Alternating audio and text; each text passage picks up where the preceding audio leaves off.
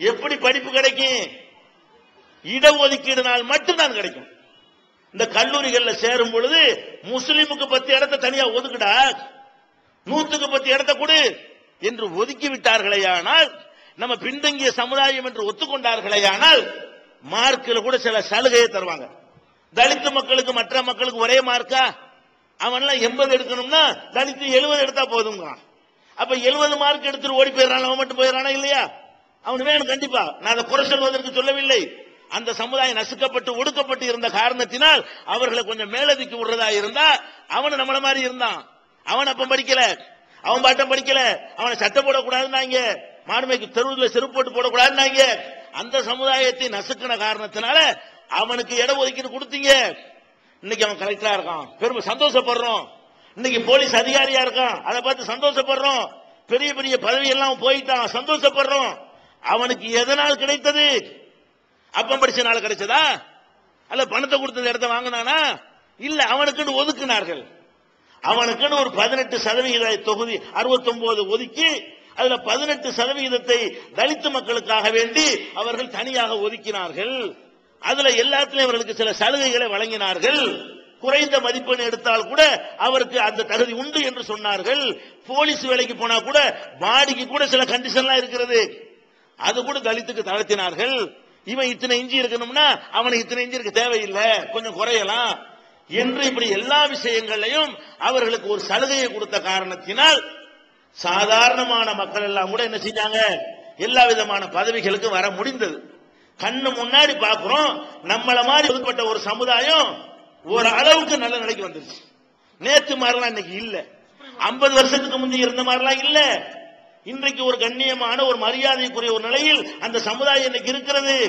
மற்றவர்கள் பார்த்து மதிக்கப்படுற நிலையில் அந்த சமுதாயம் இருக்கிறது. எதனால் இருக்கிறது? ஒரே ஒரு காரணத்தினால. சட்டசபைக்கு எம்எல்ஏவாக ஆனதுனால் கிடைக்கவில்லை, எம்பியா போனதால் கிடைக்கவில்லை.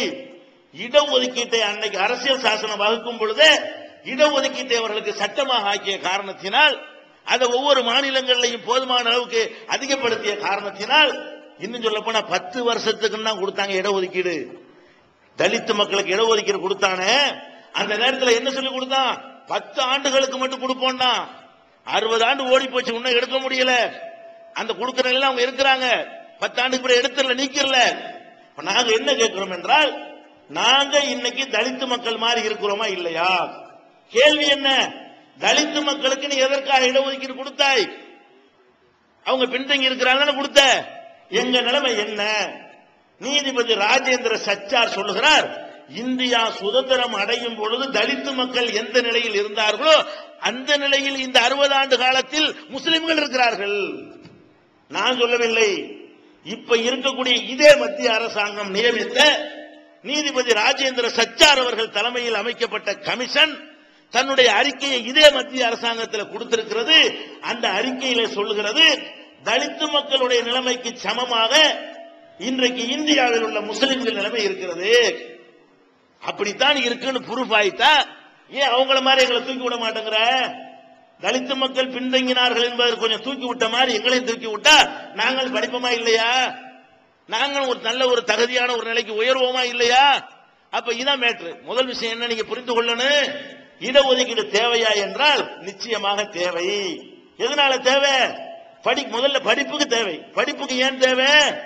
பணம் இருந்தால் தான் உயர் படிப்பு படிக்க முடியும். எங்கள்கிட்ட அதுவும் இல்லை. எங்க அப்பன் மாட்டன் படித்திருந்தால் தான் நல்ல மார்க் எடுத்து காசு இல்லாம சீட் வாங்க முடியும். எங்க அப்பன் மாட்டன் படிக்கவில்லை. அப்ப அதனால எங்களுக்கு இல்லங்கிறீங்களா? இப்படித்தான் இன்னும் 50 வருஷம் நாங்க இருக்கணுமா? இன்னமும் வீடுல நாங்க சுத்தணுமா? நீங்க மட்டும் அரசு கட்டில உட்கார்ந்து அலங்காரம் பண்ணிட்டு இருப்பீங்களா? இதான் இப்ப கேள்வி. இன்னமும் நாங்க ஒட்டங்க மேய்க்கணுமா?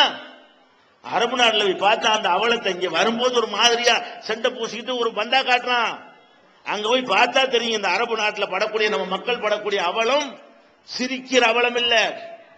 கண்ணீர் விடாமல் வர முடியாது. ஒரு சமுதாய உணர்வு உள்ளவன் அரபு நாட்டுக்கு போனால் அந்த மக்களை பார்த்து விட்டு கண்ணீர் விடாமல் வர. நாங்கெல்லாம் பார்த்து கண்ணீர் விட்டு வந்தோம். ரூமுகளுக்கு கூட்டி கேம்புகளுக்கு கூட்டி போவார்கள். ரூம் 10க்கு 10 ரூம் இருக்கும்.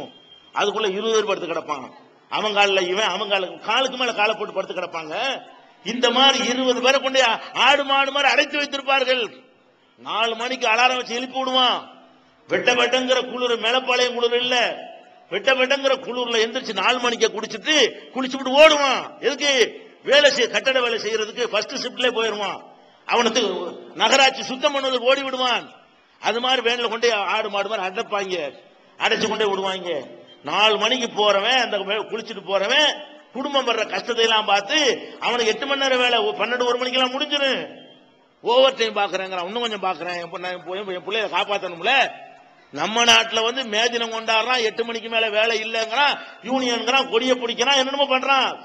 அங்க கொடி பிடிக்க ஏழுமா? அங்க யூனியன் நமக்கு ஏழுமா? உனக்கு அரபு நாட்டுல 4 பேர் கூடி பேசவாவது ஏழுமா? எந்த உரிமை உனக்கு கிடையாது. பேச்சு உரிமை இல்லை, எழுத்துரிமை இல்லை, கருத்துரிமை இல்லை. இப்படி 4 பேர் ரோட்ல உட்கார்ந்து பேசுற உரிமை இல்லை. அப்படியான ஒரு அடிமை வாழ்க்கையை அனுபவித்துக் கொண்டு 16 மணி நேரம் உழைச்சி மனுஷனுக்கு முடியாதுங்க. அந்த காலத்துல 16 மணி நேரத்தை ஒழிக்கிறதுக்கு தான் அந்த மே தினத்தை கொண்டு வந்தாங்க, தொழிலாளர் தினத்தை.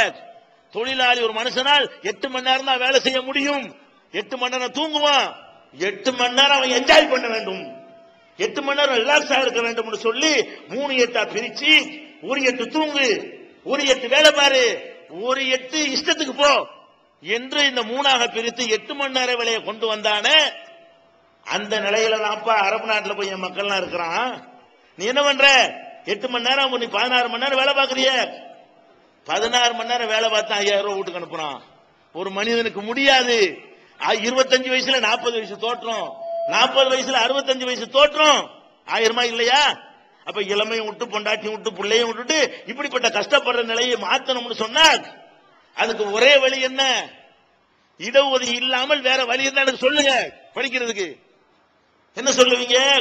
நம்ம ஆளுக்கு காலேஜ் நிறைய ஆரம்பிச்சா படிக்கலாம். நம்ம ஆட்களை விட கொள்ளக்காரன் என்ன இருக்கான்? அடே, நம்ம ஆளுக்கு காலேஜ் அமைச்சா படிக்கலாங்கிறிய. நம்ம ஆளுக்கு காலேஜ்ல தானே காசை வாங்கிட்டு உனக்கு சிஸ்டி இல்லைங்கிறான். உன்னை விட குறைந்த மார்க் உள்ள வேற சமுதாயத்துக்காரன் வந்தா அவனுக்கு காசு கொடுக்கறான். உனக்கு காசு கொடுக்க வக்கு இல்லைன்னு சொன்னா நீ அதிக மார்க் எடுத்திருந்தாலும் உனக்கு சீட் இல்லைங்கிறானே இல்லையா? பேரு சமுதாய காலேஜ் பேரு, சமுதாயத்தை சொல்லிக் கொண்டு அனுமதி வாங்குவது, சமுதாயத்தில் சிறுபான்மைக்கு உள்ள சலுகைகளை அனுபவிப்பது, அதுல உனக்கு இலவசமா உனக்கு படிக்க வாய்ப்பு தந்தானா? சமுதாயத்தின் பெயரால் உயர்ந்த கல்வி கூடங்கள் அமைச்சானுவோ.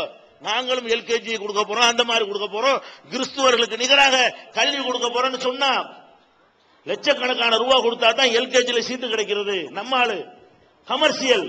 அப்ப இது அந்த வழி இப்ப இல்ல. அப்படி சில பேர் சொல்லலாம், நம்ம நிறைய காலேஜ் ஆரம்பிச்சா பயங்கரமா சமுதாயம் தூக்கி விட்டுறலாம். எத்தனை பேர் ஆரம்பிச்சு எத்தனை பேர் தூக்கி விட்டீங்க? வேற எந்த சமுதாயத்துக்கு இல்லாத காலேஜ் நமக்கு தான் ஜாஸ்தியா இருக்கிறது. உங்க மாவட்டத்தில் 7-8 காலேஜ் முஸ்லீம் காலேஜ் இருக்கிறது, உத்தமபாளையத்தில் இருக்கிறது, திருச்சியில இருக்கிறது, சென்னையில இருக்கிறது, மதுரையில இருக்கிறது, திருவிதாங்கூர்ல இருக்கிறது, கீழக்கரையில் இருக்கிறது. நம்ம காலேஜ் இல்லாமையா? நம்ம காலேஜ் மற்றவனோட மோசம். அவங்களாச்சும் கொஞ்சம் பாவப்பட்டு சின்ன சமுதாயமா இருக்கிறாங்க, கொடுக்குறான். அப்ப அதுக்கும் வழி இல்லை. இப்ப அரசாங்க காலேஜ்லயும் நாங்க மார்க் எடுத்தாதான் தர்றேங்கிறான், பணம் இருந்தா தான் சீட்டு கிடைக்குங்கிற. எங்க ஆளுக்கு அதுக்கு மேல கொள்ளக்காரனா இருக்கிறான். இப்ப நாங்க என்ன பண்ண சொல்றீங்களே? ஜூலை 4 சென்னை தீவுத்திடலில் ஒடுக்கப்பட்டோரின் உரிமை பேரணி மற்றும் மாநாடு. வாழ்வாதாரம் தேடி வளைகுடா சென்றாய், வனப்பான வாலிபத்தை பாலைவனத்தில் இழந்தாய். வெளிநாட்டில் என்ன உயர்ந்த வாழ்க்கையா? அரபு நாட்டில் ஆடு மேய்ப்பது, பாலை வெயிலில் சாலை போடுவது, அரபி வீட்டில் சமைப்பது, குழந்தைகளுக்கு மலம் கழுவுவது, இதுதான் காலமெல்லாம் உன் கதியானது. இதுவே உன் வாழ்க்கை விதியானது. சுருக்கமாக சொல்ல வேண்டுமானால் நீ அரபு நாட்டு அடிமை. ஆண்டுக்கு ஒரு முறை பரோலில் வரும் அரபு நாட்டு ஆயுள் கைதி.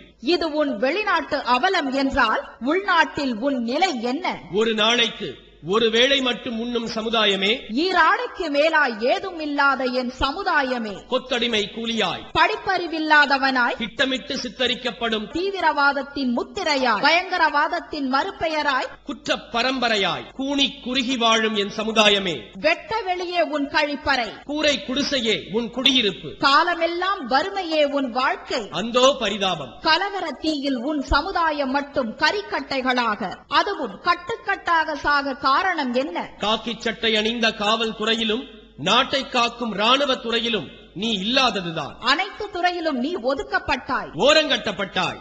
காரணம் என்ன? ஆள்கின்ற ஆட்சி அதிகாரம்